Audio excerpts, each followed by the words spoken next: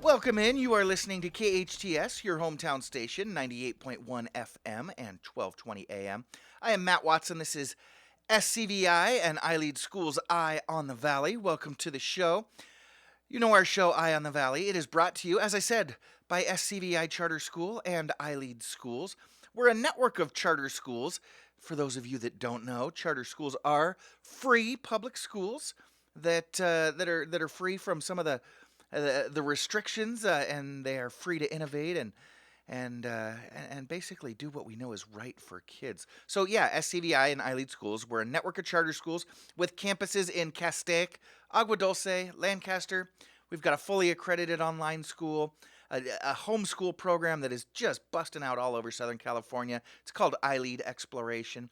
Well, you know what? You can visit our main page. Go ahead and visit us at ileadschools.org for information on our classroom-based schools, our independent study schools, our homeschool. That is ileadschools.org for more information. Yeah, so we've got our eye. We're keeping our eye on education here in Santa Clarita and across the nation. But like the show says, we like to keep our eye on the valley as well, bringing you everything that you need to know about what's what here in the Santa Clarita, well, in the Antelope Valleys as well. Good morning up there in the Antelope Valley. And we try to do so while bringing a smile to your face. Because, I mean, if we couldn't bring a smile to your face, you wouldn't be here, would you? So come on. Laugh with us, laugh at us, laugh near us, laugh around us, whatever. You know, as long as you're laughing, we want you around. So, good morning, and thank you for joining us.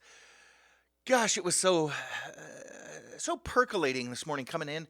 The station here at KHTS is all decorated out for the holidays, and Main Street is just about ready to get lit up, and yeah, the holidays are busting out. We've got Light Up Main Street coming up this weekend. I think tomorrow evening they're gonna be lighting up Main Street, and it's always a fun place to hang out. But around the holidays, it just gets so gorgeous around here. And you know, I was telling Engineer Precious when I came in this morning, just kind of muddling through. It's been a long week, but with the holiday decorations up and a good cup of coffee going, and with you all here, it's looking up and up and up. It's going to be a great show. We've got a great show for you today. Coming up in just a moment, we've got Kris Nilsson from SCVI. You've met Kris before. Y'all know Kris. She is the college and career counselor at SCVI. So she'll be talking to us in just a few minutes about everything that she's doing to help kids take that next step toward their future and career. And she'll also have tips for you as to what to do, what your child should be doing, or what you should be doing in order to make sure that that you or your kids are ready to apply to that school of your dreams. So yeah, it's perfect timing too. It is application season, and just coming up in just a few weeks, SCVI is also going to be hosting an informational evening for prospective students and their families. So yeah, Kris will be here in just a minute. And later on in the show, we will talk to a true inspiration. This is a guy that I love talking to, a man who is giving his all to serve those in need in our community. I'm talking about Bradley Gross. He is the founder of the Santa Clarita Grocery, providing free, fresh groceries to those in need every week here in Santa Clarita.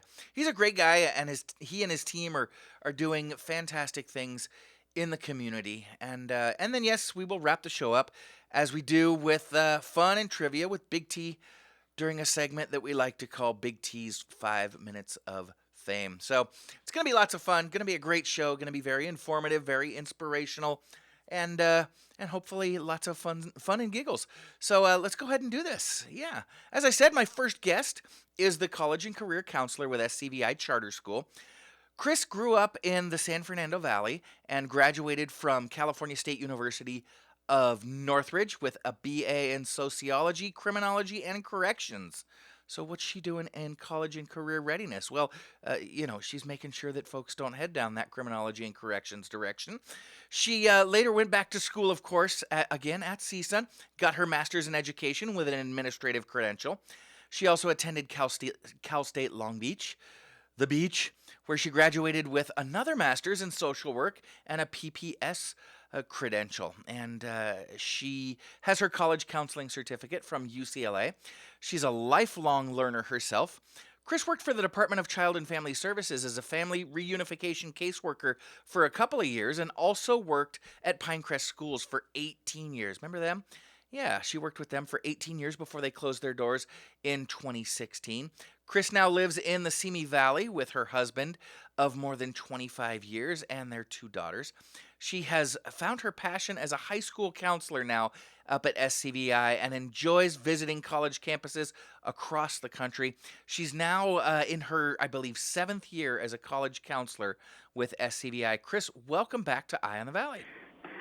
Thank you so much, Matt. It's always a pleasure to be here. Kris, was that correct? Is this your 7th year with SCVI? Can you believe it? Wow, yes, how time flies. It is.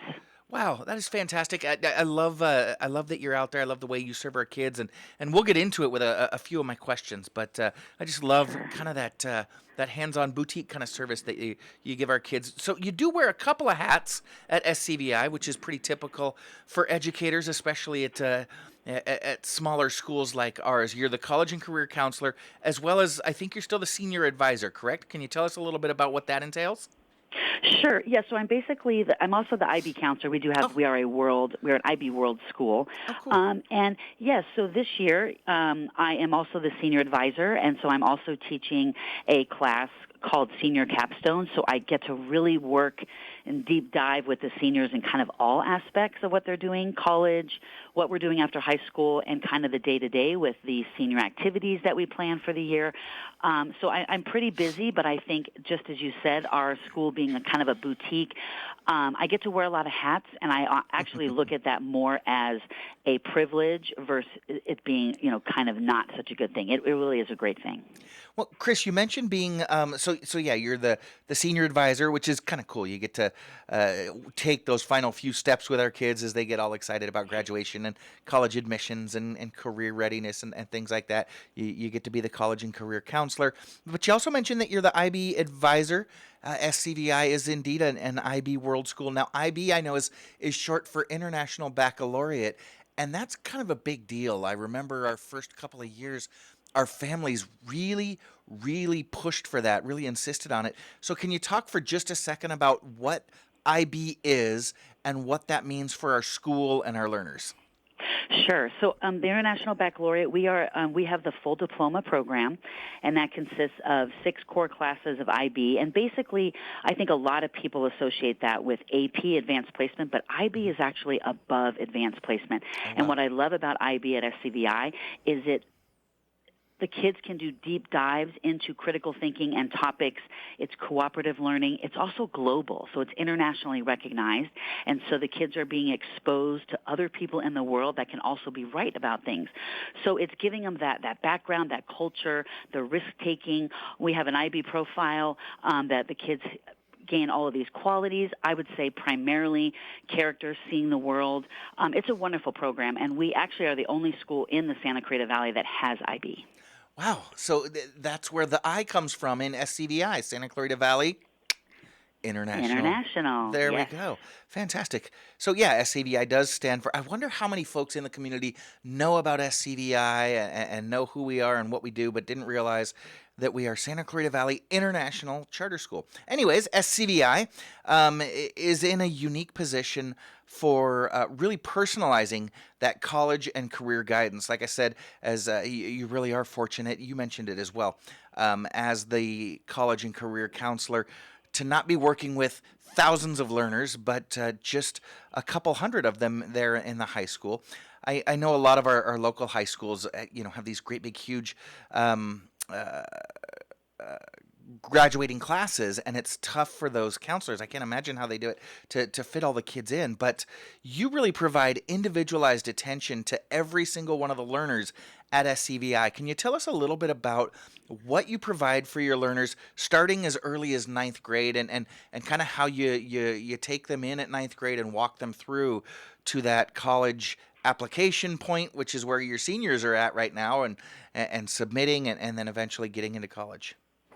Sure, sure. So yes, as you've said, my past has been gone to all types of different careers and jobs, and from working with criminals to working in psych units, I found my passion at SCVI, and that is college counseling and working with high school kids. And I do have the pleasure of kind of being there from the beginning when kids are coming into ninth grade. And I think the focus there is acclimating to high school. Jumping from middle school to high school is kind of a big jump, and the kids need time to acclimate and get that personal attention. So this year we're teaching freshman seminar where they're learning how to study skills, how to take notes, how to do a portfolio, those kind of important things that will help them throughout their years at high school. In 10th grade, it's more focusing on their interests and kind of a little bit of who they are. I use the program called SCORE, and it's a college platform, but it also focuses on career. So just this week in 11th grade, getting those kids ready for spring when I really sit down with them individually and start talking about what they want to do after high school. Is it college? Is it community college? Is it a trade? Is it the workforce? We have that time to spend individually. I can meet with them, kind of like a private counselor would do. I have that luxury of being able to do that with our kids as well. So this week they did an assessment called U-Science, and it's actually its own website, but it's through SCORE. The kids take this assessment, and they're brain games. So it's brain science that at the end of the assessment, they get a results report, and it's based on what their strengths are. So a lot of kids kind of know what interests they have, but they may not know what they're good at. Okay. So this lets them know, and it hooks them up with careers and colleges that kind of fit those strengths. So I've had a lot of fun watching kids kind of explore and find out, hey, I did not know that I would be good at accounting because I'm great with numbers. Maybe it's something to look forward to. So that's really fun, and I'm excited to work with them in the spring. And then usually in the fall, I tend to put a little more focus on the seniors as it is college applications. So some of our kids are busy in their IB classes, especially our full diploma candidates, and then they're also thinking about college applications. So I am here weekly providing information to them about deadlines, about what that college looks like, creating that college list, which we started in the spring of junior year, fine-tuning that, and helping them every step of the way in regards to that application process. So it's very exciting time. Also, it being holiday season, as you mentioned, yes, getting up to Thanksgiving, and so the kids, and nice coming up to a winter break. They get 3 weeks off here at SCVI, and I think a lot of the kids do focus on those college applications at that time when they have time away from school. So it really is all throughout high school, starting in ninth grade, we are talking about what those plans are after high school.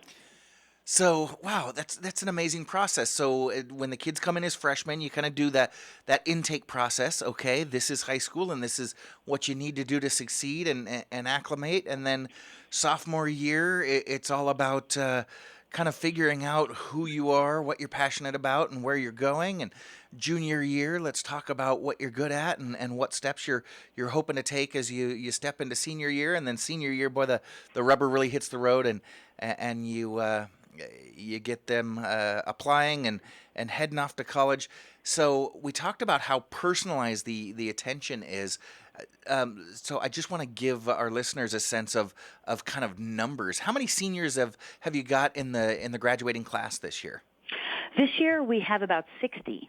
So comparatively to the high schools in the area, that is pretty small. But in giving that personal attention, that's where I'm so lucky. Because I forgot to mention, in 10th grade, SCVI, I think it's one of the only schools that we do this, we have the personal project. And so our 10th graders are choosing an interest and doing a complete personal project exploration throughout the year, and then they do a presentation of learning at the end to really find those interests. And so because we have a smaller graduating class, I get to spend tons of time with them, whether it's helping them filling out the FAFSA, whether it's sitting down and working through the applications with them. I just in senior capstone had them write their personal statement essays, which a lot of them will use in their college applications. So I'm able to walk them through that process, where at bigger schools, those counselors are so busy just kind of maintaining the day and the schedules, and they don't really have the time or maybe the ability to do that kind of work with the kids. And so I feel so lucky that I'm able to do that. Yeah, and you mentioned that with so few kids, you're able to give them kind of that private counselor experience. I remember, my nephew was always, I think from the time he was born, definitely had in his mind that he was college bound and a great student and had some big things on his radar. And his dad, my brother, who's actually going to be on the show a little bit later on today, spent a ton of money on a private counselor because his son was going to one of these larger public schools and didn't really have access to somebody to spend that much time guiding him. You're able to do that with our kids, which is such an amazing opportunity at, again, a free public school. So, speaking of colleges, you mentioned seniors are now busy getting those applications in. They'll spend some of their Thanksgiving break or their winter break finalizing those things. How's that going? What types of schools have you seen your seniors applying for this year? Sure, Matt. So, yes, so they're working on college right now. The deadlines coming up primarily are for our Cal State and UC public colleges in California, and that deadline is November 30th. So Mm-hmm. working through those, the Cal State applications, a lot of it is more just inputting information, so they're not so difficult. The UC campuses they require answering 4 questions out of 8. And so they're kind of short storytelling type of prompts, and they're about 250 words, and so the kids are kind of working on those as well. I do push small liberal arts colleges just because of what they can offer, kind of like SCVI. We're small, those relationships that we can build with the kids before we let them off into the world to go on their adventure. There's colleges out there that do exactly that same thing, and they are small, those relationships you have with professors. I do push those with the kids, and I think the most important part of my job is providing choices for the kids. So I do have kids that would like to start off at community college with, Mm-hmm. the prices, especially with everything going on in the world. We had COVID, and now we have inflation and all these things. It is pretty scary looking at what colleges cost. And so I'm there to kind of walk them through that, to point out that there's colleges all over the United States and the world, because we do tend to focus on the ones in California. Why not? They're in our backyard. Yeah. But it's kind of pushing kids out of state, and a lot of them do look at those colleges, and they're exciting. And sometimes these private colleges can be cheaper than the public ones. And so even kids that are maybe thinking 2-year college, which is fine, which is great, I want them to have more choices. Sometimes March comes around and kids are getting into colleges and they're excited about, getting out of California or whatever they're doing. And I don't want anyone to feel that I should have just filled it out to see if I got in. Right. So I do kind of promote that college-going culture so that kids have that idea, like, what if it was free? What if you could go to college? And what if you could get money and you could have this amazing experience? So that at the end, right at May 1st, when that decision says, here's where I'm going to college, they can have a multitude of choices. And if they pick community college or they decide to take a gap year, then they have the ability to have that choice. So it really is exciting times now, because kids are seeing the light at the end of that tunnel in high school. I think they're kind of scared because they've been here, for almost 4 years, and now they're going to go off into their life. And so it's very exciting to be able to witness that. Yeah, and you're right. We do have those preconceived notions, right? I want to make sure that my kid goes to a state school because I can't afford out of state. I remember when my son was a senior, he applied to San Francisco State, but he also applied to a small liberal arts private school on the East Coast. And when he applied and got in, I freaked out because I thought, that's going to break the bank. And you're absolutely right. With some of the scholarships and the offers that they made him, it actually ended up being way cheaper for him to have attended on the East Coast in this private school than it was a local state school. And so parents might be surprised. I love that you work with your kids and families to keep all of those doors and options open for them. Kris Nilsson is the college and career counselor at SCVI Charter School. She's joining me this morning talking about some of the options that she's helping to provide for our learners at SCVI. SCVI is a free public charter school providing high-quality, individualized education, including that individualized college guidance that Kris provides. And, you're in luck because SCVI is actually opening up enrollment for second semester this year, which will be starting right after the holidays. And so SCVI is going to be holding an informational meeting this December 8th, just a couple of weeks away, for interested families. You can get more information about that at ileadsantaclarita.org, ileadsantaclarita.org. But we're going to talk with Kris Nilsson a little bit more about some of the amazing things she's doing to help prepare our kids at SCVI when we get back. I am Matt Watson, and you're listening to SCVI and iLead Schools Eye on the Valley on your hometown station, KHTS. Welcome back. You're listening to KHTS, your hometown station, 98.1 FM and 1220 AM. This is Matt Watson, and you're listening to SCVI and iLead Charter Schools Eye on the Valley. I am joined this morning by Kris Nilsson. She is the College and Career Counselor at SCVI Charter School. Before the break, we were talking about the amazing ways that she supports her learners coming in ninth grade, figuring out who they are in 10th, figuring out what they want in 11th grade, and getting into college and developing the career aptitudes that they need. Now, Kris, you're getting your kids into some great schools, the small liberal arts boutique colleges that are very similar to the campus at SCVI, as well as some of the larger state schools that kids want to go to. I remember last year we had some pretty amazing signings and scholarships and things like that. But it's not about college for everybody, and so you're preparing kids for career as well. And I want to get into that, but before we do, I just wanted to ask. So it's one thing to bring your kids up and send them off to college, but it's another thing once they get there. I remember I did great in high school, and I darn near crashed and burned once I got into college. Have you been able to connect with any of our graduates and hear how things are going now that they are in college?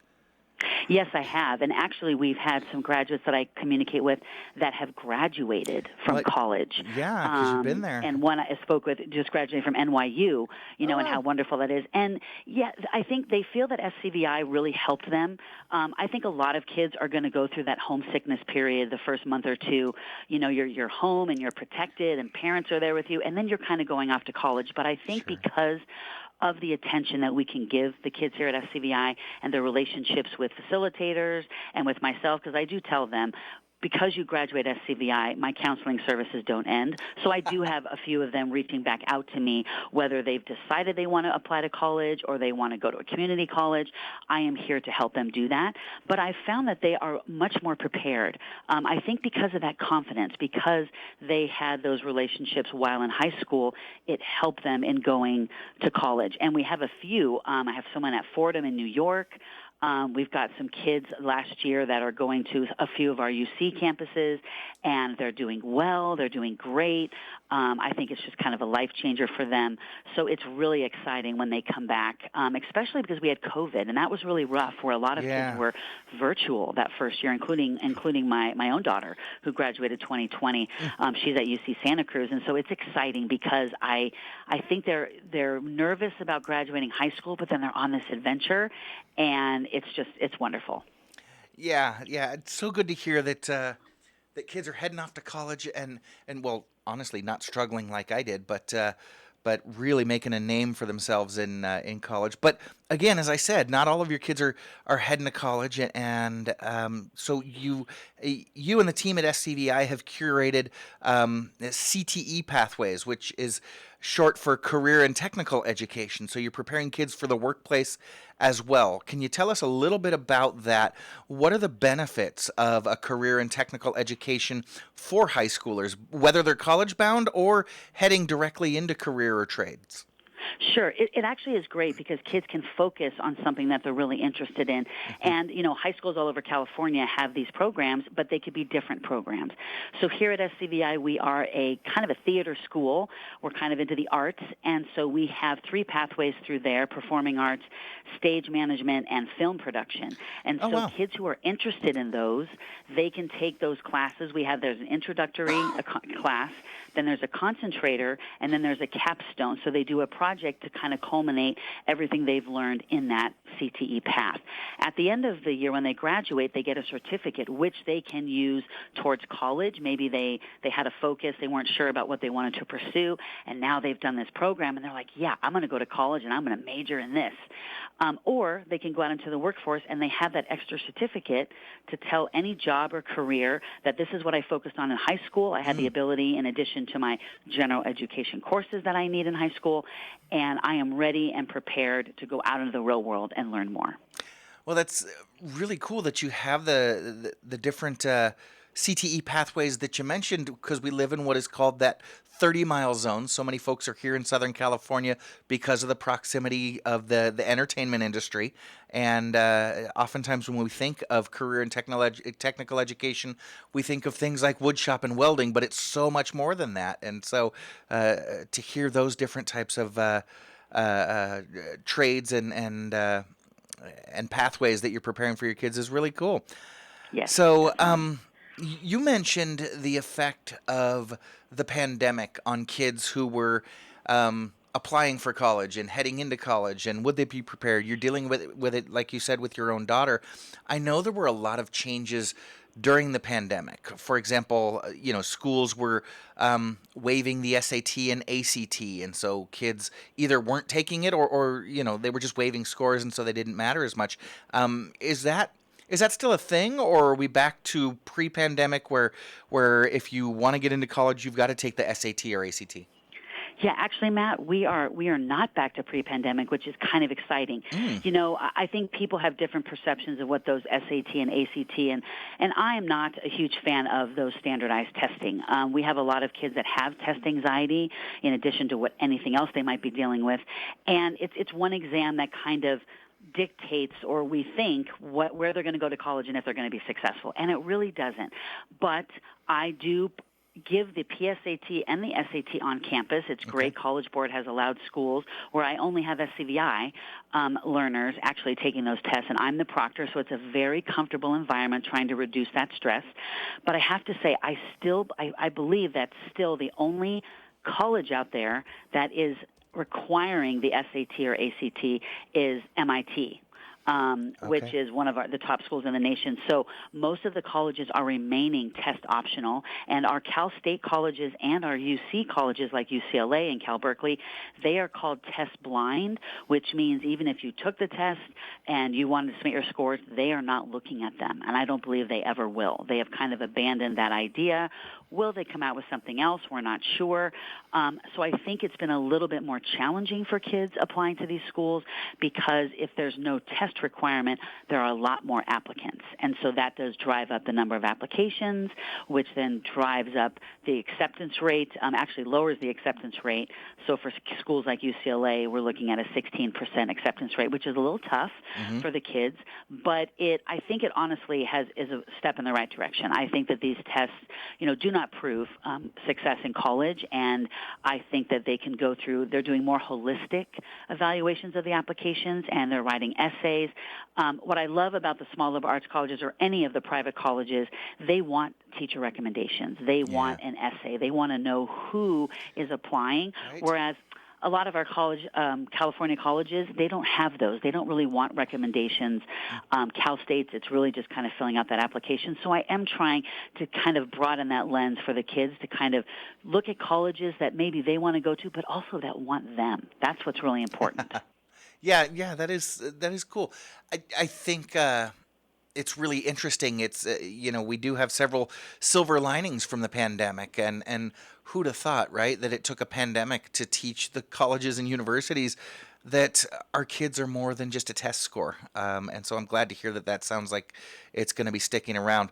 So we talked about it's getting late in the fall. It is college application time for your seniors, and so I know it's a little bit of a stressful time, and you're really supporting them through that. So the seniors are filling out their applications, they're getting in their FAFSA, but it's never too early to start preparing for college. Let's work our way backwards. What are juniors working on right now?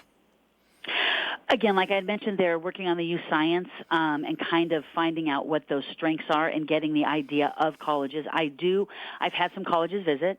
I had Cal Lutheran come out, Okay. Syracuse University in New York, and I had Willamette, which is I love the school in Oregon. And so they're kind of getting the idea of college. I'm sure they've kind of known about college since Hmm. they've started high school, maybe even in middle school all the way down. But now the focus for juniors is kind of fine-tuning. That junior year is very important when it comes to their academics and kind of what they're thinking about in getting ready for senior year. So I'm here preparing them. I have a bigger office this year that I think I had starting last year, and I've got the pennants up, and I've got the candy and the stress lotion and everything for them to come in. So it's There you really go. spending time with those juniors in addition to seniors, and kind of getting them to look at what are they thinking about after school, and if it's college, what does that look like? So particularly in spring is when we start really focusing on what are you looking for in a college campus. There's a lot of different factors, including location, the type of school that it is, how many clubs they have. There's so many out there, and I think it's been really fun for me finding out all the different types of colleges and all the possibilities. And the colleges did a great job coming out of during the pandemic and did a lot of virtual college fairs. And as much as our kids are done with the Zoom and done being on there, but the opportunities to speak with admissions representatives, you go to a big, huge college fair like our NACAC that they have every year, there's hundreds of kids walking around the tables and trying to talk to all these admissions representatives. Mm. And when you're virtual, it's a lot easier, and you can do it from the luxury of your own home. So they've still kind of kept that virtual and in person. So coming up this Sunday, they have what's called National Portfolio Day, Oh, and it's in Glendale, and it's for all of those visual arts types of kids looking for those colleges. And if you have a portfolio, you bring that portfolio there, and you can get advice, information on what you need in a portfolio. So it's a great opportunity for those kids to check out these colleges. So it's been awesome. Honestly, it's been great. The kids are, I think, a little stressed. They're trying to battle everything, and they don't want sure. to do anything wrong. And so we are here at SCVI helping them and making sure they realize how great they are, and that all of these colleges would be lucky to have them. Beautiful. So it's kind of like a romance story that we're telling in reverse, right? The seniors are getting ready to put a ring on some college's finger, and the juniors are Exactly. still kind of in that dating phase, right? So what are Yes, the yes. sophomores and freshmen doing in regards to getting prepared for college application and admission? I think in freshman year, it actually is going back down to kind of the brass tacks, the basics of what is a transcript. Coming out of middle school, things are a little bit different. There's not so much there that's going to affect what you do in college, Okay. except for the learning and, of course, those social emotional goals that we have, which we're awesome with at SCVI, which is Yeah. very important with the whole kid, the whole student. But in ninth grade, it's understanding classes, credits, what's important. I pretty much tell the kids, if you focus on trying to get a C or better, then you're going to be set up for everything. There's not going to be a worry there. If there's a struggle, it's having them understand that they can retake classes. We are here to help them through that support. So they're kind of focusing more on those academics and kind of seeing what that college journey, or what the high school journey is going to look like to then lead to college. Sophomores are really focusing on those interests because, honestly, when you're going to college or when you're thinking about what you might want to do after high school, it's about interest, right, Matt? It's like we want to have a passion, and people talk about passion, but if you can like what you do and get paid well for what you do, that is just the trifecta, right? That is the most amazing thing. And so in 10th grade, that personal project that they do in English really gets them to hunker down and focus on something that they can really dive into and really explore to either find this is what I'm going to do, this is me, or I thought this is what I wanted to do, but maybe I need to go in a different direction. So it's really getting that time. They've been through a year of high school. They're kind of secure. Maybe they kind of found out what challenges, they have with their academics and what they need to work on, and then planning what classes they want to take so that in 11th and 12th grade, they can be ready for college. Perfect. And you mentioned before that some of our learners also like to take advantage of the world-class community college we have right here in town. So SCVI has a partnership with COC, and as well as some of the other colleges in the JC system. So Talk to us a little bit about that. What's that partnership look like? What are your kids doing in conjunction with COC? Sure, I'm so excited you brought that up because I do have some good news. So basically, any any learner in high school can take classes at community college for free. Oh, wow. At COC, it's called the College Now program, and so I've had a lot of kids taking classes, which does prepare them for college and career readiness, which is a huge thing on our dashboard that we're very focused on, making sure kids are prepared for both of those things. And so I'm very excited. I just met with representatives at COC recently, and we offer Spanish on site for our kids. And some of our kids aren't that interested, or maybe they want to go beyond the Spanish. And so taking a foreign language, whether it's French or Spanish or Russian or sign language, a semester at a community college gives you that 2 years of language credit that you need to apply to college. Oh, wow. So starting in the spring, we are going to have a professor from College of the Canyons to come to SCVI on Mondays and Wednesdays in the afternoon, and we are going to be able to provide sign language for our 9th through 12th graders. So I am very excited. This has been years in the making, and I am so excited that our kids can pursue maybe a different language and that we get to have it on site and in person just for our kids. So cool. So that's one of the downsides of having such a small school is you're not always able to offer that great variety of classes, but you're offering sign language right there on campus, but taught at a college level by a college professor getting college credit for it. That's amazing. So, Kris, yes, like we said, you're providing that private college guidance wraparound service for kids on an individual basis, but right there in a free public charter school at SCVI. How can parents learn more? Because as I mentioned last break, y'all are opening enrollment for second semester as well. So how can families learn more about SCVI? They can actually go to our website. We have a pretty intensive website in regards to kind of who we are at SCVI, kind of where we started, the different options we have, the different scopes of learning. And we also, as you had mentioned in the beginning, we have an information session coming up on Thursday, December 8th at 6 p.m. at SCVI, I believe. And I will be there talking about, our college-going culture here at SCVI. But it's a great way to see the campus. We have tours that they can make appointments for. So if they go to ileadsantaclarita.org and they click on the sign up for the tour and register, they will see all that information, and they could actually come in person and check out our school for themselves. Fantastic. So to tour the school in person or to attend the virtual informational night, again, December 8th at 6 p.m., go to ileadsantaclarita.org and click on sign up for the tour to register for, again, either the virtual information night or an on-campus tour. Kris, thank you so much for joining us this morning. Kris Nelson, College and Career Counselor at SCVI Charter School. And again, this December 8th at 6 p.m., SCVI will be hosting that informational session. To register and receive the link, go to ileadsantaclarita.org. I am Matt Watson, and you're listening to SCVI and iLead Schools Eye on the Valley. We'll be right back on your hometown station, KHTS. Welcome back. You are listening to KHTS, your hometown station, 98.1 FM and 1220 AM. This is Matt Watson, and you are listening to SCVI and iLead Schools Eye on the Valley.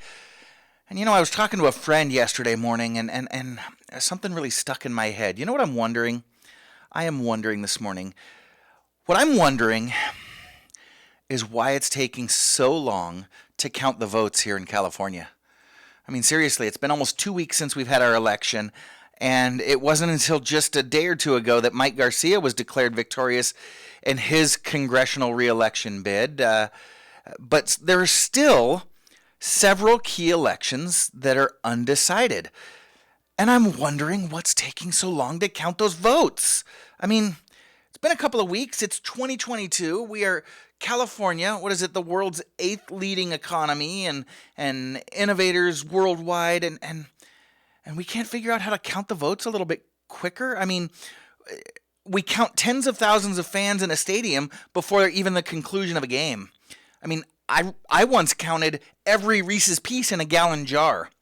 A 3-year-old can count to 20. We can count on each other every day. So why can't we count the votes? I mean, seriously, Dishwalla counted only blue cars. God counts the stars and calls them all by name, for crying out loud. And if Jim Croce can save time in a bottle, right, Tori? Why can't we count the votes in California before Thanksgiving comes around and you're counting the minutes until you can stop answering your creepy uncle's awkward questions about your college friends? I mean, that vampire on Sesame Street has been counting nonstop since 1969. Why don't we hire him? Shoot, I can count in English, Spanish, and French. Why don't they hire me? Come on. Florida counted their votes in like 45 minutes. I'm sure it was accurate, and their Secretary of State has only 7 fingers to count on. So what is going on here? Harvey Korman, he was Count de Monet in 1981. You can count on me, I can count on you, but none of us can seem to count on this election being done by Christmas. According to Depeche Mode, everything counts in large amounts, so why is no one counting our votes? In college football, 1 foot in bounds counts as a catch. They say that everybody counts or nobody counts. Well, it feels like nobody's counting. Let me count the ways. Let's all count the cost. But for the love of Pete, will somebody count the votes? Maybe we should be using an Excel spreadsheet. I don't know. Are you a Princess Bride fan? Count Rugen had 6 fingers on his left hand. Think about how well he could count. Count Dracula had a serious sleep disorder, and the Count of Monte Cristo had a serious bone to pick. Come on, count those votes. You know, Count Olaf, he has a unibrow, so there's no need to count that. So skip it and count the votes. In 1966, Jerry Lewis counted millions of dollars in donations in just 48 hours, and those donations were in dimes. So why can't we count the votes here in California? So frustrating. But let's just count it all joy. It'll be over soon enough. We'll have our answers eventually, and when we do, we will be here. You can count on it, right here on Eye on the Valley. So, if there's anyone folks in Santa Clarita can count on in their time of need, it's Bradley Gross. Do y'all know Bradley Gross? Bradley Gross is the founder of the Santa Clarita Grocery. He's been serving, supporting, providing, and inspiring us all here in Santa Clarita. We're going to talk to Bradley when we get back from our next commercial break. He's going to be coming in, joining us in studio. We're very excited about that. I know we can count on him being a great interview. I know we can count on Bradley really supporting our community and helping make sure that everyone has what they need, not only during the holidays, but during their time of need. But I'm serious. I'm hoping the next time we're back in here, all those votes will have been counted. We'll have an idea of who the winner is. I mean, come on, there's only a couple thousand votes to count in those school board elections, so why don't we know who's won yet? Come on. All right. Well, like I said, when we get back, we're going to be speaking with Bradley Gross. He is the founder of Santa Clarita Grocery, and everyone in our community can count on Bradley. You can also count on, like I said with our last guest, a high-quality, free public education at SCVI and iLead Schools. We've got schools in Castaic, Agua Dulce, and Lancaster. You can count on a couple of commercials and a news update here in just a couple of seconds, and you can count on me being back right after this. I am Matt Watson, and you're listening to SCVI and iLead Schools' Eye on the Valley on your hometown station, KHTS. My next guest is another person who's really helping keep his eye on the valley. Bradley Gross is a remarkably inspiring local leader. He runs the Santa Clarita Grocery, where he and his team work undeterred to make sure that everyone in our community has the food and grocery items that they need. Santa Clarita Grocery operates an all-volunteer organization serving a week's worth of groceries and personal care items for their guests, including fresh milk, eggs, produce, canned goods, dried goods, meat, deli, and breads, everything a family would need to take care of themselves and continue to grow and be strong throughout the course of a week. Bradley, good morning. Welcome back to Eye on the Valley. Matt, thank you. It's great to be back on your show after a couple-year hiatus, right? It's been a couple of years, and yeah, we were talking before we started. You were in during the height of the pandemic, where your services were deemed by the county, by our supervisor, Catherine Barger, as essential. And Um, you know, it was funny. I mentioned at the time, it was like Santa Clarita Grocery was open. The local grocery stores were open, and you mentioned, yeah, but they didn't have anything on their shelves. Right. But y'all were fully stocked and were servicing your clients. So let's set the stage for our listeners. Tell us a little bit about Santa Clarita Grocery and the services that you provide. So Santa Clarita Grocery is 4 years old. It just had our birthday. Happy All birthday. volunteer, thank you. And we provide the service we provide is you can come by and get a week's worth of groceries, and we distribute 3 days a week per week. So you pick a day, say that you're in need of groceries. If Monday evening's best, or Wednesday evening is best, or Saturday morning, you come by and you always stick to that day Okay. and come by weekly and pick up groceries. And so we have a team at the warehouse that does what we call intake. So we have three key teams. We have transportation. They pick up from all of our local food retailers like Walmart, Sprouts, Ralph's, Vons, Albertsons, you name it. They pick up before work, drop off at the warehouse. We have a team at the warehouse Monday through Friday that intakes the food, logs it in of how many pounds, it's measured in pounds. Okay.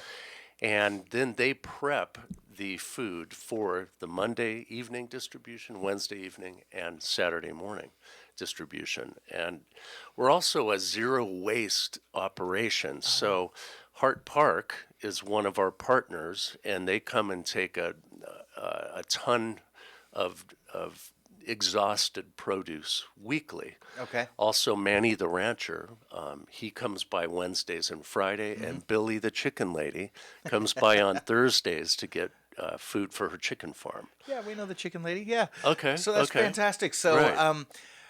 so what you've got that might expire or no longer be, because you provide fresh, fully fresh items Right. for your families, for your clients. But when they're no longer as fresh as you need, then they're out goes there out. feeding the animals at Hart Park or the chicken lady's chickens. Now you mentioned that your transportation team picks up from some of our other local retailers, Albertsons, Walmart, things like that. Right. So they go do shopping. You purchase from these other locations, or how do you get your shelves stocked? No, they're considered donations.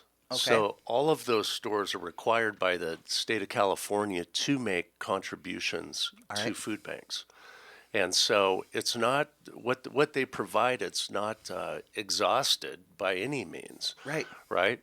But they make the contributions. However, the boxes that we receive, they'll be thrown in lettuce, fruit, vegetables, along with you name it, just boxes filled with stuff, and then we have to go through that and prepare it for distribution. Okay, kind of sort it Sort it all out, and then Sure. take out that which is good for all of the local animal Okay. partners that we have. Okay, sure, because Right. there is some stuff that's It could be just like, bruised, or Sure. one that has a cut on it, or something like that. but that's fantastic. So It is. obviously the local grocery stores, they stock their shelves, and so some folks head over to the Wally Mart and pick up their groceries, and it's the same stuff that is That's on right. your shelves as well for right. for folks in need.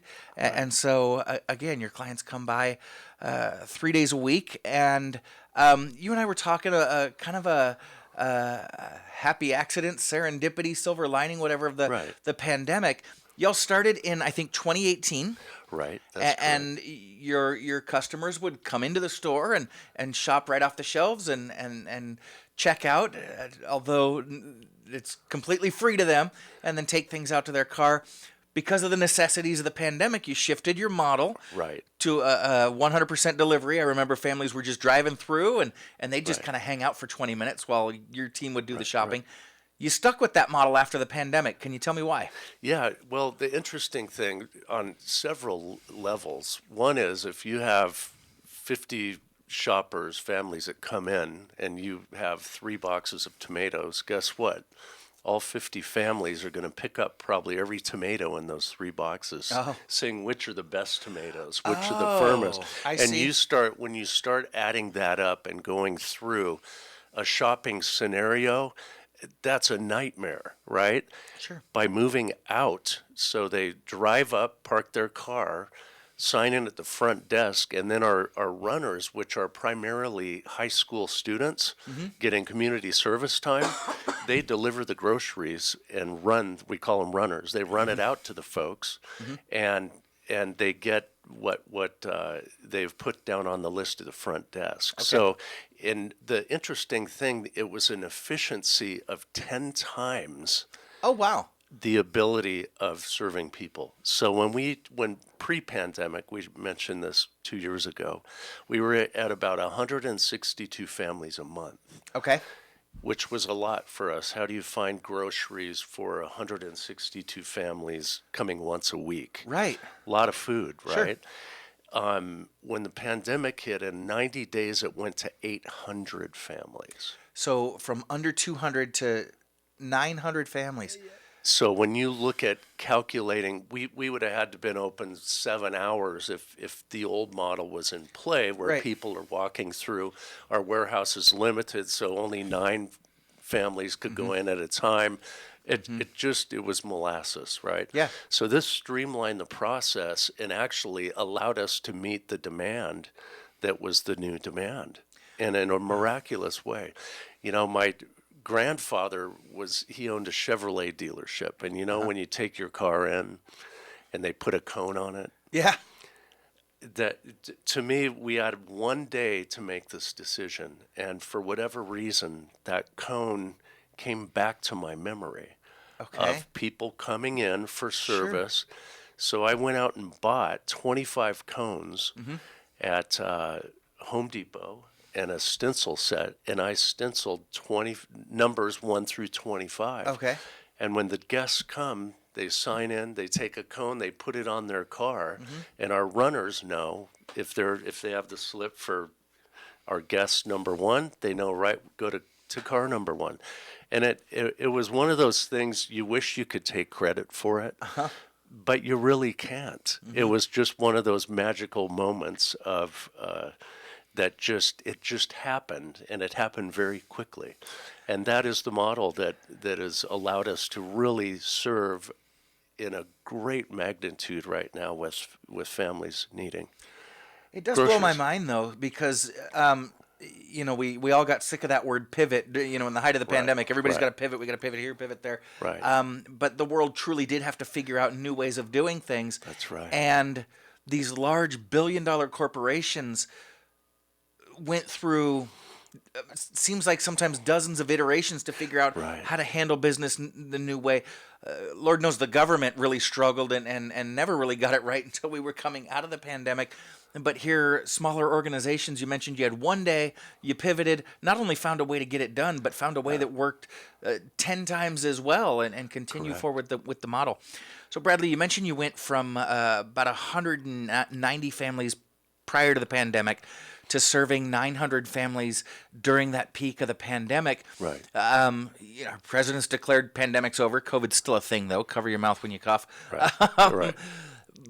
So have you seen that drop back off to pre-pandemic levels, or how many families are you serving now? No, it's actually grown because there was a repercussion of the pandemic is a lot of folks lost their jobs. Yeah. In the service areas. They lost their jobs. And so what happened is we saw an increase, an even greater increase, to where we're now serving about 1,200 families monthly. Wow. And these are just regular people that haven't been able to make ends meet, Sure. being out of work, finding jobs. And, one of the bittersweet things about this program is we get to know people on a personal level. In fact, we don't call them clients. When we started, we did, but we shifted again. Okay. And we call them our guests. Okay. And it becomes very personal for us. I mean, when you see somebody, say you're the checker at Vaughn's, and you see whoever these people, you get to know people, and Sure. you get to know them on a personal level. So we'll get to know these guests in a very personal way, almost like you're seeing your cousin once a week for coffee or something, Sure. right? Few of us see our cousins that often. yeah. Right, right. And then they disappear. And we know that we've walked through their hardship, and they got through it, they got their job, they got back going, whatever that means to them. and they're gone. Yeah. And so very rarely do they ever come back and say, hey, by the way, I got a job and I'm, Sure. because life just is going so fast and it's happening. So that's the bittersweet part, because we treasure these relationships with these folks. But then when the relationship's over, it's good news. Yeah. It's great news. So it's a strange dichotomy on the way we see good news. Yeah. Because Definitely. they disappear. Yeah. Right? And so grateful that our community has this resource, because as evidenced by the number of guests that you receive, Right. the need is growing. And Right. we hear so much in the news about prices spiking, with Right. inflation, and potential recession on the horizon, or are we in recession? Who knows? So are you seeing repercussions from that as well? Your groceries are free, but do price spikes affect you all? Well, the interesting thing is to look at, and when you hear the nightly news, hey, diesel fuel is going up, and then we're going to remove, fossil fuel, and then all of a sudden you realize, well, what runs on diesel? All the trucking and all the rail. Yep. So if there's going to be no diesel fuel in a season coming up, guess what? There's going to be a very challenging world to find groceries, because that's the primary vehicle of getting groceries to the stores, is by trucking. Yeah. Not all the trucks are diesel, but you know what I'm saying. Yeah. So for us, we've seen it's very interesting. I don't chart it, but we all know it. We see these ebbs and flows. Sure. Right? And right now it's picking up again, where there's not, you go to some stores and some of the groceries are just not there when it, I noticed last week. Yeah. It's, probably a good 10% of the things on my list, I had to leave on the list because I couldn't get them. Right. Yeah. So that's where we've been so fortunate with our partnerships in this valley. And one, there's really the faith-based groups have come through for us, believe it or not. I do believe doing it, yeah. food drives for us, and also being our financial partners monthly, that they contribute to us because they know this is a very important thing. If you're a faith-based group and you think that you want to do this, we're going to do this. It's a very challenging thing to do, Yeah. and you need about 100 people that are committed to this every week if you want to do that. So what some of the organizations, I'll mention a few, right here in Newhall, the First Presbyterian Church, they do a food drive. Okay. Every month, first Monday, they bring a trailer filled with canned goods and dried goods for us, as well as contributing to us. Real Life Church has done the same in a great way. Believe it or not, Bethlehem Lutheran, that small church over by, Santa Clarita Christian? Yeah. They've been, for their size, they're giving 10 times of their ability to us in both groceries and monetary support.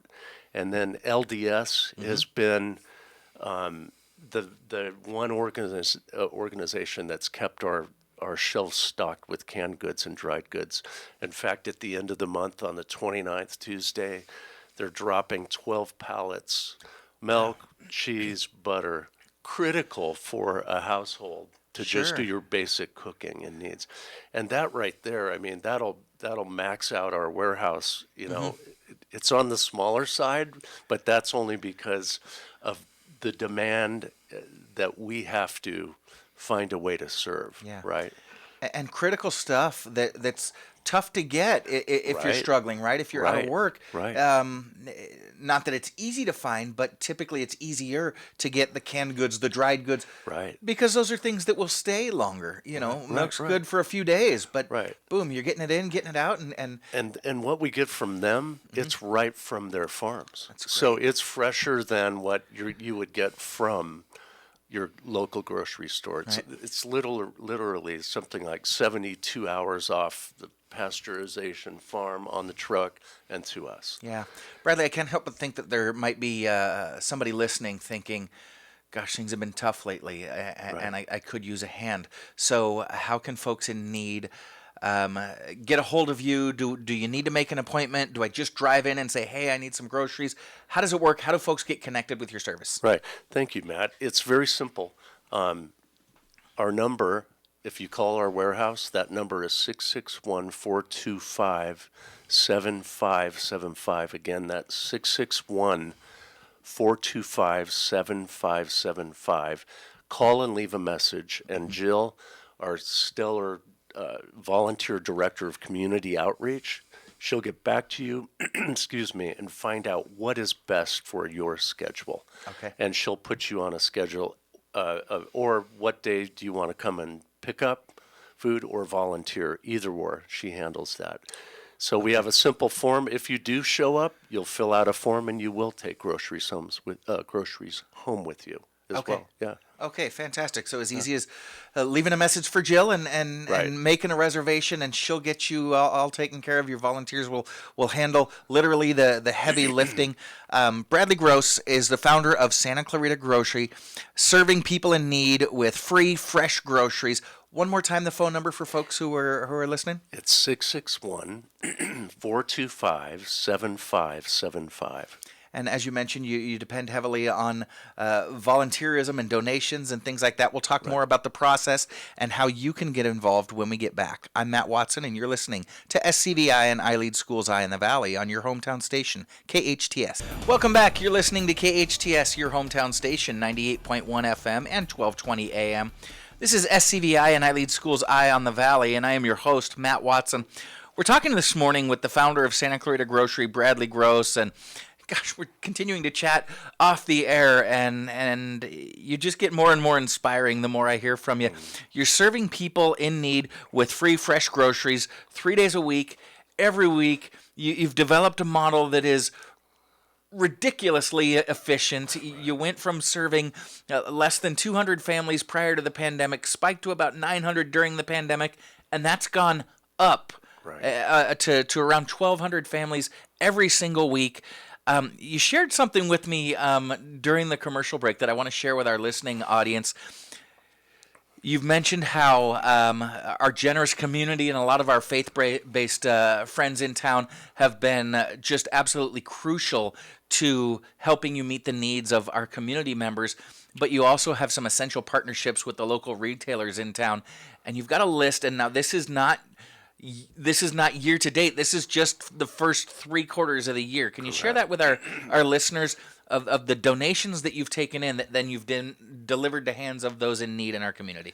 Yeah, it's a staggering number because when I was just crunching numbers in my mind, I was thinking, it was probably, I don't know, 50 tons or something. But as we did our report and did the roll-up for Q1 through Q3, it was 432 tons of food we have captured from our major food retailers in the Santa Clarita Valley. Right. And that's a lot of food.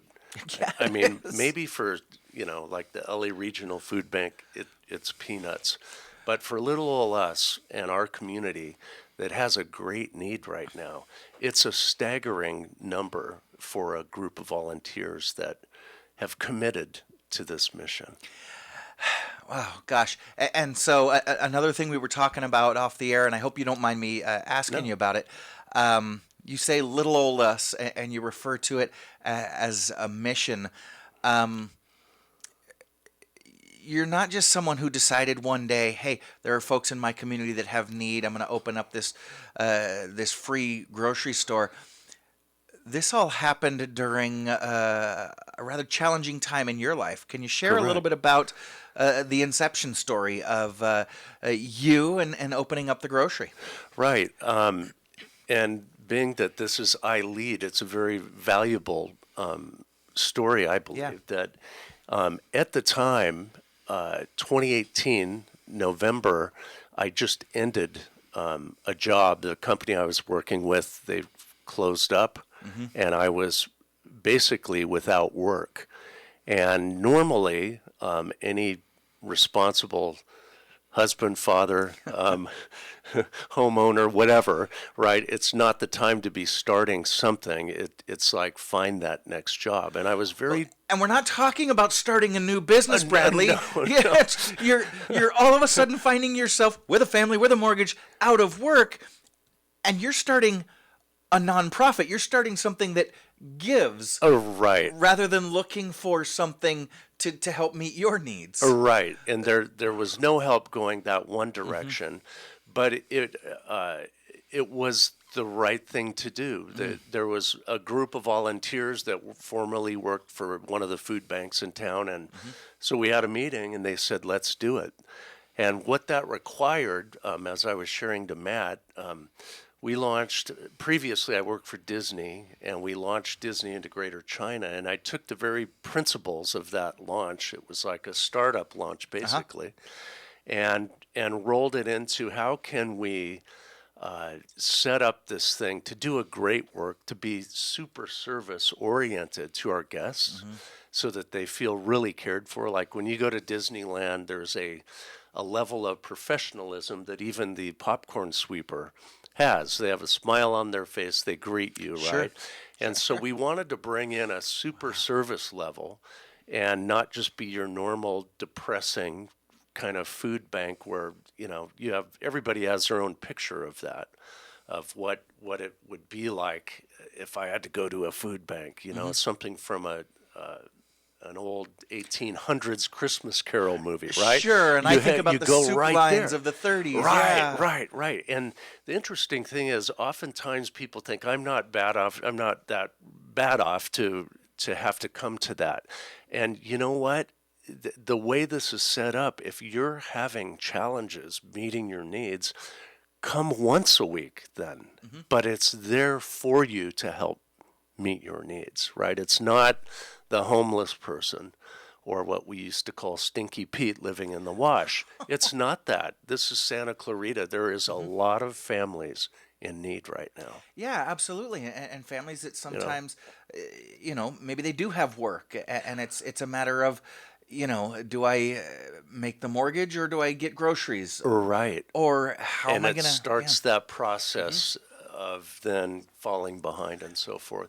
So this was about a 2-year period, and it was remarkable how my wife and I survived during this period. Some people knew what they were doing. In fact, I had a nephew in the Marine Corps, and he would send us a check once a month. Wow. And there was the people knew how important this was, and they just came around and supported us in the most unusual ways you could ever imagine. And we were able to, and it really needed 2 years to get it set up in the right direction. Yeah. And year one, we got sued for having a food bank in the town, and it was like, talk about like what? What do you mean? Because there was another food bank organization that thought we shouldn't be here. Then from that, the pandemic hit, and then it's like, seriously, trial number one, we got through that. Trial number two was a pandemic, and then we were deemed essential. Yeah. And so it was really interesting. It's a fighting group of people, these volunteers, because they feel so personal about how valuable this is to our community.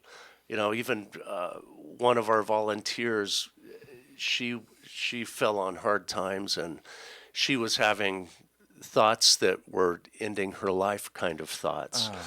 And after a year of volunteering with us, she came up to me just sobbing and said, "You have no idea that this has become my mission and my family, being part of this group, and it got me through this valley."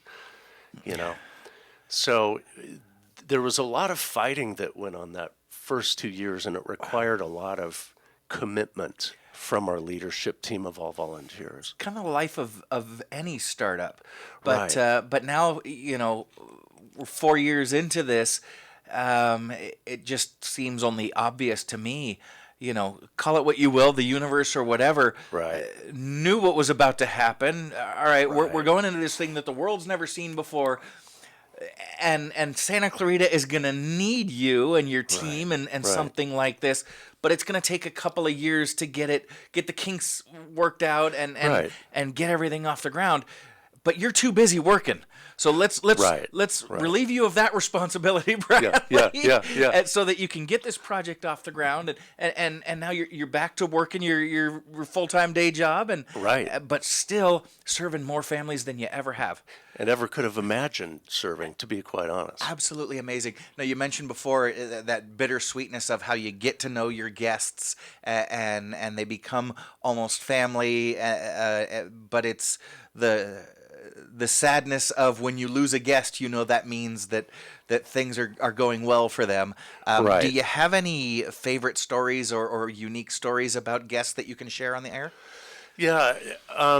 One of them, it's probably my most favorite, and that was that there was a homeless camp that we were very involved with. Okay.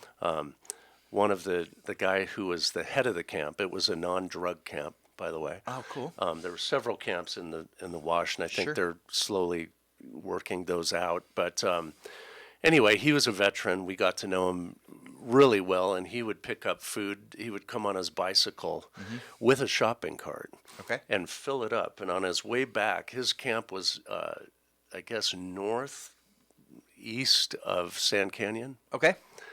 So out there in the So wilderness. yeah, heading toward Agua Dulce. Yeah. Right. So he would drop off food to the bad camps Okay. because that was who this guy was. He was former Army veteran, and he had a heart of gold. His name was Dennis. So anyway, Dennis, I got to know some of the people in his camp. Sometimes I would drive food out to the camp. Maybe it's not the best idea, but I always knew their camp was safe, right? Yeah. Anyway, Dennis introduced us to this gal named Monica, and she started coming then to pick up groceries, and she came one day with 3 rocks in her hand, and she said that I looked for a couple hours to find 3 of the most beautiful rocks in the river, and I wanted to give them to you just out of my gratitude for you providing food for us, and it reminds me of an old story, right? A woman at the well, right? Yeah. But all she had was these 3. I still have the 3 pebbles. I bet. I'll never forget that, right? Yeah. And Dennis, another cool story is he had no teeth and family tree dentistry in town here, over by Walmart. They were going to get him a whole set of new teeth. So they did all the x-rays. They did everything on him to do implants. And the week before, and his daughter, Dennis's daughter, she's a nurse in town here. Okay. And so we were going to surprise her with a dad with teeth. He was going to get out of the wash. We were working on his resume. Wow. And he had a massive heart attack and passed away. So we never got to see it through. But this our community, so our community was gonna give him new teeth. Yeah. The Eternal Valley took care of his burial, gave him the best spot on the hill that overlooks the whole valley for like less than cost. And this is the kind of things that you see happen in our community, Bradley, I got another 20 minutes to show. You're breaking me up, man. Oh, this is absolutely amazing. Gosh, and to meet people like you is just one of the best parts of this job. I can't help but think that there's so many people out there that are as touched as I am. You mentioned you rely on 100% volunteers to staff your store, correct? That is correct. So if folks out there, do you need volunteers? How can people get connected to you? We do. Again, it's calling the warehouse. It's 661-425-7575. Another happy accident that came out of the pandemic is it allowed us to have a youth program on Saturday mornings to get your community service points for AP students. So Okay. we have a good team of young people. We always need more high schoolers, junior high schoolers to be our runners. So moms, dads, if you're out there and you're kids are driving you crazy, call us up and bring them and drop them off on Saturdays and let them see what it's like to give to a community that is in need. And it's a transformative experience for these kids. Yeah, definitely. You don't need to leave the country to give your No. kids that experience No. of that they don't necessarily get a chance to see living in such a blessed community that we do. That's right. And to develop that heart of a servant and someone who gives back to their community. Fantastic. Now, I'm sure there are tons of kids out there that either need the community service hours or Right. families that do this as just kind of a lifestyle. Right. But then you know how generous our community is. There are Right. some folks that either give their work, their service in other ways, but want to send a check or some money. Y'all Right. need that. You need to fill your trucks full of gas and Right. things like that. It's not just providing a head of lettuce. So how can folks make donations? They can go to our website or our Facebook and make a contribution through PayPal. And Oh, click the fantastic. button and make that. We have a QR code on our Facebook is our primary communication portal. All right. So our QR code is up there, and that's something that is critical. And those contributions, they're not going to staff jobs. They're going to our warehouse, our power bill, and our general operating funds of getting trash bags to deliver groceries in and trash bags for our trash in the office. So I mean, it's pretty bare bones. Yeah. But it does require a chunk of change to do that. Certainly, but that's Right. really important because I know folks who donate, and we're coming up on tax season is just around the That's corner. right. Everybody's looking to make those year-end Year-end. donations. Right, right. We tend to look for organizations, that have that high percentage ratio, right? You Right. want to give to organizations that have a high ratio of their money getting into the services. Y'all Right. are maxed out. Everything's going to meet the need. It's not going to Right. administrative cost. It's That's not paying right. your salary. Lord knows That's that. right. Yeah. So that is good to hear. Every dime that you're able to support Santa Clarita Grocery with is going to meet the needs of those in our community that unfortunately continue to grow. That is correct. Bradley, is you're correct. so inspiring, and you and your team are just doing such amazing things in our community. Yeah, during the holidays, we like to feature it. Right. Pandemic spikes, and we all talk about it. But, regardless of what's going on in the world, you're right there in the middle of our community serving the needs of those that need it the most. And so you need those donations that are the backbone Right. of the hard work that y'all do. Right. Thank you so much. We appreciate you coming in. We appreciate everything that you do for our community. You have a wonderful Thanksgiving, sir. Thank you, Matt, and thank you again for giving us the opportunity to be on your show. It really means a lot. Anytime you want to come back, you just let me know. Yeah. You all stick around. We're going to have a little bit of fun when we come back. This is SCVI and iLead Schools Eye on the Valley. Coming up next is Big T's 5 Minutes of Fame. I am Matt Watson, and this is your hometown station, KHTS. Welcome back. You're listening to KHTS, your hometown station, 98.1 FM and 1220 AM. This is SCVI and iLead Schools Eye on the Valley. I am your host, Matt Watson. We've had an amazing show today. Earlier in the show, we talked to Kris Nilsson, college and career counselor at SCVI. We talked about the incredible services, the private quality services that Kris is giving to her public charter school kids out at SCVI. And then you talk about inspiration. We just spoke with Bradley Gross from Santa Clarita Grocery, providing free, fresh groceries to our families in need. And on his way out, Bradley just mentioned like an incredibly amazing postscript. If you've been a longtime listener to Eye on the Valley, a couple of years ago, again, during the height of the pandemic, we had a guest, Regina Lee. At the time, she, I think, was a freshman at Saugus High School, and she started a foundation called Smile SCV. and it was just a way during such dark times to bring a smile back to folks in the community. And she was collecting items and cash donations to give to different organizations in town that were serving the needs of our community.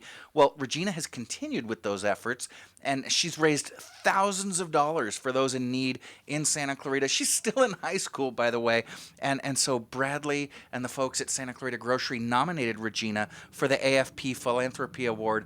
Well, just last week they found out Regina won that award. She and her family were able to be there, and the folks at Santa Clarita Grocery were right behind her. Our community is so inspiring. Folks providing free groceries for those in need, young people just doing what they can do to help each other out. It's absolutely amazing. So, fantastic show. Been a great show, and it's about to get even better because now it is time for Big T's 5 Minutes of Fame. Y'all know Big T. He is a longtime resident and leader in the Santa Clarita Valley. Tony is an executive and philanthropist. He's an amazing father and husband. He's a community leader. And he asked me the other day if a turducken was a bird or a duck. So here he is. He's Mom's favorite. Big T, welcome to the show. What's up, Maddie? How are you doing? I'm doing well. So we've got Engineer Andrew in the room. Yeah, hello. We've got Engineer Matt as well. Hello. So we kind of got the towers of power in the room, Tony. So we're looking to have a good trivia time. Those of you at home, if you've never played along with us, we're going to hit our buzzers when Tony asks a question, and those buzzers are our names. So since Matt and I duplicate names, I'm going to go by Frogger. So we've got Matt, Frogger, and Andrew.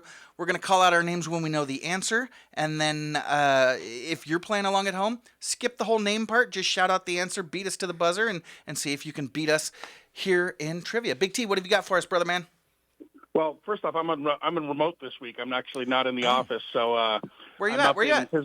I'm up in Pismo Beach, brother. Oh, I love Pismo. Hey, where are the clams, dude? Let me see. They're right over there. All right. Very cool. Perfect. Let's get to it. Let's do it. All right. Sodium hydrochloride is commonly known as what household cleaner?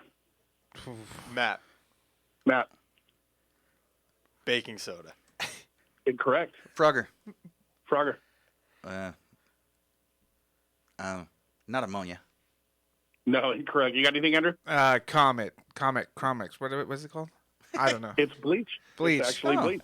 Right. In the mid-1800s, the gold rush brought more than 300,000 fortune seekers to what state? Matt. Frogger. Matt? California. That is correct. What Broadway musical produced Billboard's highest charting cast album in the 21st century? Frogger. Hamilton. That is correct. Great show. The Basketball Hall of Fame is named after who? Frogger. Naismith. Naismith is correct.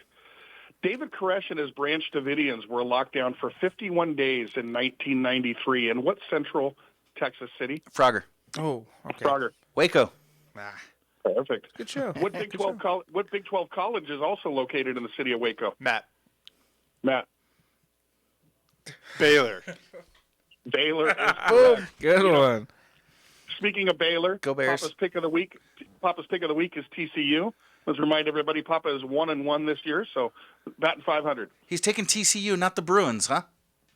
He's not taking the Bruins. That's good. Yeah. Yeah, Bruins. Who takes the Bruins? Hey.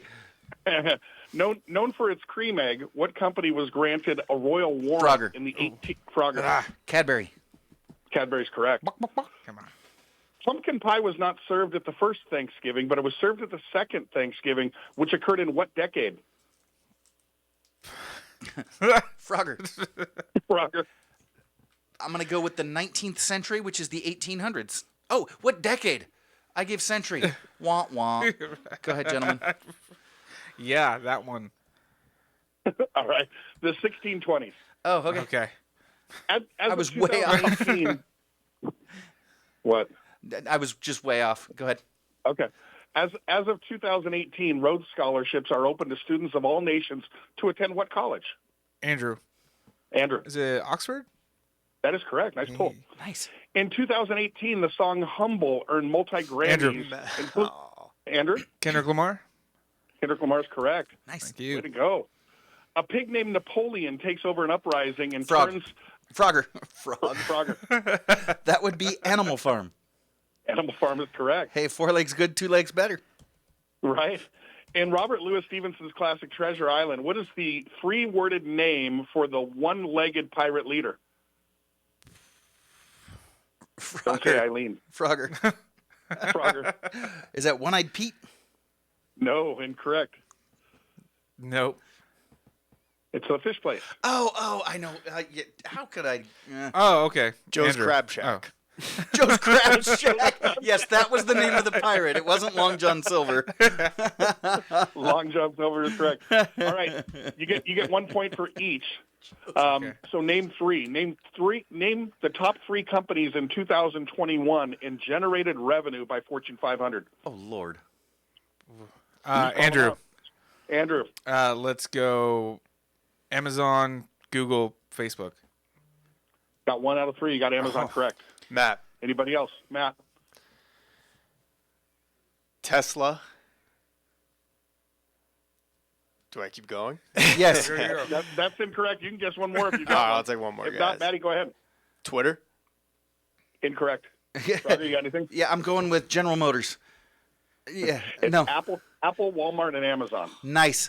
All right, Big T. Hey, we got to wrap this up. But I pulled it off again, gentlemen. Oh, come on. I'm getting my groove back. All righty, Big T, thanks for swinging by. And Engineer Andrew, Matt, thank you very much. We appreciate our guests for coming in. SCVI College Counselor Kris Nilsson, founder of Santa Clarita Grocery, Bradley Gross, producer Sarah, Engineer Matt, Engineer Andrew, and Intern Precious. We appreciate it. Big T, we appreciate you. Thank you for listening. Life is hard, but, we're all here to help each other along like Kris and Bradley are doing.